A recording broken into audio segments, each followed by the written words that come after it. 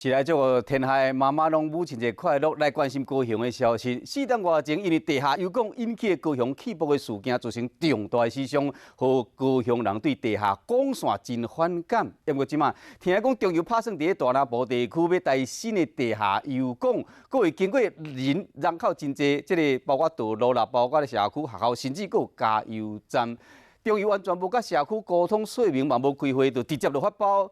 当然，这造成在地人真生气。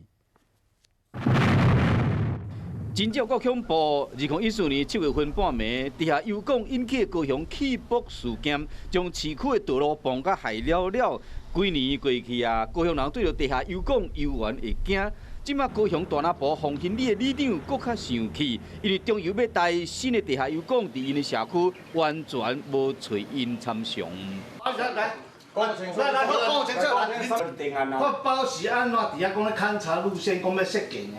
原来中油要将前镇的油槽锁到高雄港就一2期的港区，规划油管为港区经过南城路转到洪兴里中林路500公尺徛街，后来入到大南厂沿路经过住户300外人，还有300外位书生红林国中，搁较含的是，搁经过一间加油站，莫怪在地人生气。社区呢，会当讲传进去吗？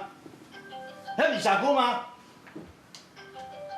中油公司强调讲，目前的路线也未确定，会搁甲居民继续沟通。也毋过在地人批评讲，拢已经发包啊，就这款先斩后奏的态度，一定会抗争到底。